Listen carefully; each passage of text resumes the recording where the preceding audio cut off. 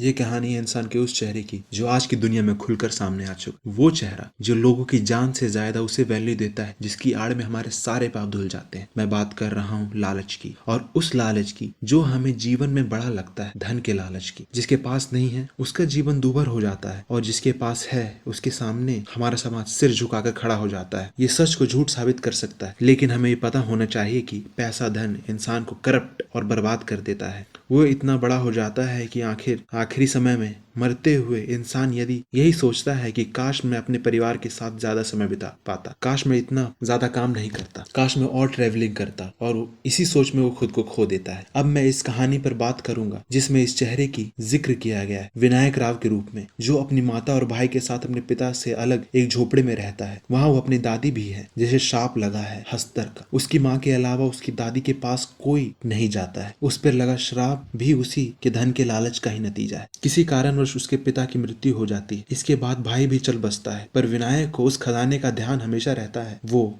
और उसका परिवार दादी को वहीं छोड़कर चला जाता है, और विनायक को उसकी माँ तुम्बाड़ में वापस आने से मना करती है। पर 14 साल बाद तक उसका लालच जाग जाता है। वो निकल पड़ता है सोने की खोज में। वो अपनी दादी से मिलता है जिसका पूरा शरीर में एक पेड़ उग गया था। उसका दिल उसके शरीर के बाहर आ गया था, पर वह जान लेता है कि सोना कैसे मिलेगा, और दादी की वो इच्छा पूरी करता है जिसकी उसे बरसों से इच्छा थी, मृत्यु की। दादी को आग लगाकर वह उस रास्ते पर निकला। उसे पहले तो धन मिला तो उसने धीरे धीरे अपने हालत को सुधारने लगा, पर एक समय सबकी जिंदगी में आता है कि पैसा इतना हो जाता है कि उसे अपने ऊपर इस्तेमाल करने के बजाय वह उसे एक जगह बटोर रखना ज्यादा प्रेफर करता है। वही हुआ उसके पास। धन तो बहुत आ गया था, पर वह धन का लालच उसे छोड़ने को तैयार नहीं था। शरीर ढलने के साथ साथ वह खाली हाथ घर लौटने लगा था। जिस उसकी रखेल उसे ताने देती थी, जिससे वो थोड़ा प्रभावित हो गया था। अब उसका बेटा बड़ा हो चुका था, मतलब 11 साल का। पहले तो उसका मन था कि 14 साल के बाद ही उसे वे वहां ले जाए, पर तानों ने उसे उसी समय वही ले जाने पर मजबूर कर दिया। अपने पिता